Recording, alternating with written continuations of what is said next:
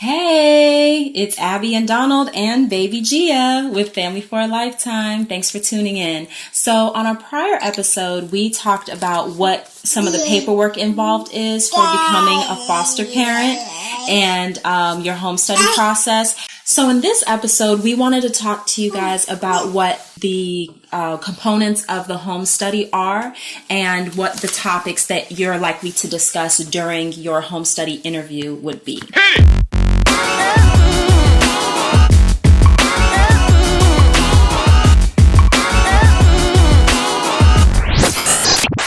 So this list is to get your brain going. And the first thing is your family composition, okay? And that's pretty much like who lives in your home. And that's important to know because obviously they want to know who's in and out of the house for the safety of the kids involved. Secondly, it's the motivation to be a foster parent. Sadly, sometimes people don't have the right motivation. So it's a great question to kind of wrestle through some of those things and really have honest feedback to kind of dig deep on why you're doing what we're doing. And then you go into unpacking your strengths and your needs. So pretty much basic. What are your strengths and what are your needs? How can the agency support you in the process? Right. Cool. The feelings and attitudes that you may have towards the birth parents of your foster children. This is a really interesting thing because it really pulls out, again, like your motivations or maybe bias you may have, maybe even some healthy or not healthy things that may uncover, again, the reasons for why you're becoming a foster parent in the first place. Because guess what? You're going to have to deal with birth parents in different capacities, but you're going to have to deal with them and obviously how they affect the kids coming to your home. So that's a very, very, very important one.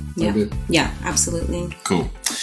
Next is your parenting skills. They want to know how you parent.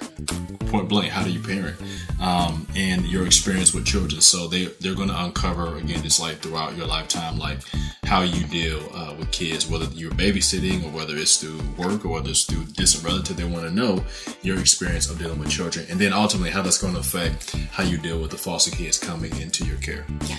And just real quick, whenever we were licensed, we didn't have Gia yet. And so we don't have experience in foster parenting with your own biological children. Yeah, that's something that will be new territory for us. So right now we're on a break from being foster parents, just getting Gia set for taking that on. But it is something that we have experienced just from seeing other foster parents, managing that. So they're going to want to also interview your children as well. And they will also observe how you interact with your children in your home if you do already have your own children in your home, whether adopted children or biological children. Good. Well said. And then the child care plan. So let's say you work, let's say you stay at home, pretty much like what is the plan going forth of how the kids coming into your care will be taken care of the other day. So whether it be going to daycare, whether it be staying with a near relative, will you be home with the kids? Yeah. They kind of want to know how the kids will be taken care of on a day-to-day basis. Your marriage and family and your friend relationships. So this is kind of unpacking your support system. And so I know for a lot of people, this may or may not be in existence. And it's really good to realize that up front because, and this is kind of going for a little bit, but because there may come a time where you may need, like a break, where you may need time where you have to drop your foster children off to kind of give you a sense of just a break, right? And so they want to be able to, they want to be able to uncover that very early on. Yeah.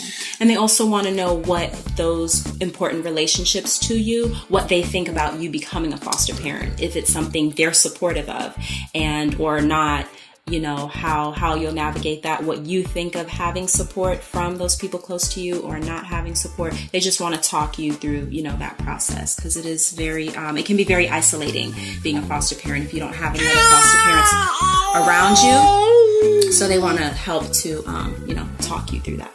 Awesome. And then they want to get a good understanding of where your home is, what your neighborhood is like, and what your greater community is like, and how you view yourself within that framework. So you'll be able to unpack that with them as well. And then they want to know about your financial situation and your job stability. And so one thing with foster care is that the kids come into your care, they need a lot of times, they're going to need a sense of stability because they come from unstable situations. And so as it concerns your job situation and the stability of that, your financial situation, all those things affect, again, the care of the kids coming into your home. Yes. Yep.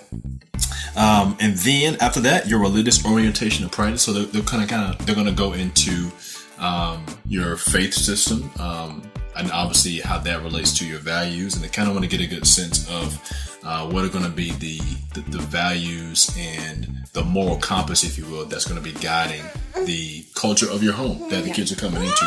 And also, if you attend church, how frequently, what church you do attend, what religion you are, and then how you feel about having children in your home who are not of your religion, and also how you feel about embracing and supporting the religion of a child. So for an example, if you're a Christian, but a child comes into your home who is a Muslim, will you take them to mosque? How do you feel about that? And so they'll talk you through those things as well. Yeah, that could become really interesting, right? And then... All right, we have to do a little switcheroo. So they'll also want to go over your medical and mental health. And like we mentioned in our previous video, a physical will be required. And during that physical, your doctor will assess your physical capability to parent foster kids, to parent, and also your mental and emotional stability. So if you've been diagnosed previously with any mental health disorders, they want to make sure that you're receiving the treatment that's necessary, whether that's through counseling or medication management, that you're compliant with that. And also they're going to talk to you about any childhood trauma that you experienced. Were you abused as a child? Were you neglected? Were you abandoned? Were you in foster care yourself? And how you've processed through all that. If you've received adequate therapy to process your own trauma, to make sure that that doesn't bleed over into negatively impacting the children in your care. So and then it's also important that if you have any terminal diagnoses, that you disclose that. That's also why, we've had situations where people have been diagnosed, with like stage 4 cancer, and it's so traumatizing for a foster child to come into your home. They've already experienced the loss of their home situation, and now here you are, maybe like needing hospice care or something like that. That's another loss, and so just don't want to put them into a situation. She's loud, so I'm gonna step off camera and you can finish. Oh, okay. Is that okay? No, we want Gia, right, guys? But she's so loud. She's so loud, babe.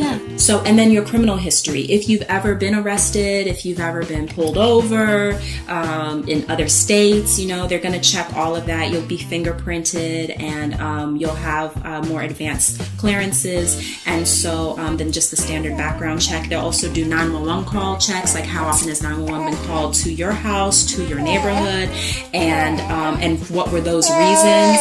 And so it's not an automatic denial if you have a criminal history.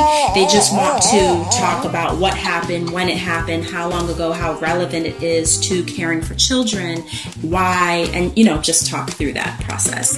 And then they'll contact your references. You'll give community input. So that's a form that basically you'll have your pediatrician fill out, or a teacher at your kid's school. And by your pediatrician, that would be the doctor that, if you have children already in your home that you go to.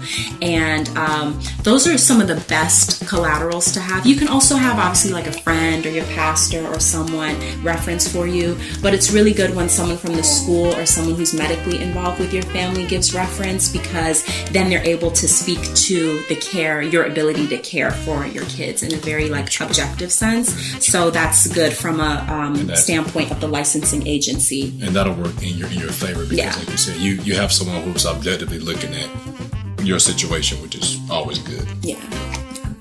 And then finally, they're going to talk to you about your preference and the type of children that are appropriate or inappropriate, placement for your home. So just a very transparent example for us, we stated we prefer to have, I'll actually read you an excerpt from our home study. Donald and Abby have stated that they are prepared to care for 2 children, either male or female, between the ages of 0 to 3 with a preference for Black children. Donald and Abby report they have many friends and coworkers from other cultures, as well as working with children from other cultures, and they are willing to learn about a variety of cultures. They do not feel prepared to handle any significant medical conditions, but they do feel they could handle a child who is blind or deaf. They feel prepared to handle minor behavioral issues. They are willing to care for substance-exposed children. I had, as some of you know from watching our trailer and other episodes, I'm a licensed clinical social worker. When we first got licensed, though, I just had my bachelor's in social work at that time. I hadn't received my master's yet or my license.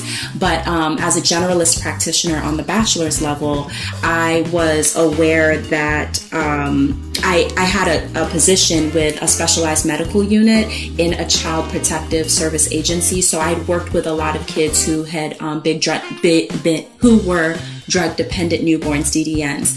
And so I really felt comfortable with that population. I knew a lot about them also from the judicial standpoint and what was required of the parents in the court process. So that was part of something that we talked to our licensing worker about at length. And because we also didn't have any children yet at that time, and our limited experience was with our nieces and nephews and with babysitting, we were also comfortable with that age range, for that time. But it's always been our plan to expand our age range as we gain more confidence in parenting and more experience. So obviously now that we have a biological child, and as she gets older, we get back into foster care, we would always see. You want to talk? Yeah. What do you think about your foster siblings? Huh? They're awesome! And I'm so excited. She hears about all the time and sees pictures of our previous kids. Yeah, I always tell her she was not the first. And that they are her ancestors, her predecessors. Okay. So hit us up in the comment section with any questions, and make sure to like this video if you want to see more videos like this. Thank you so much. Bye. Peace out, guys.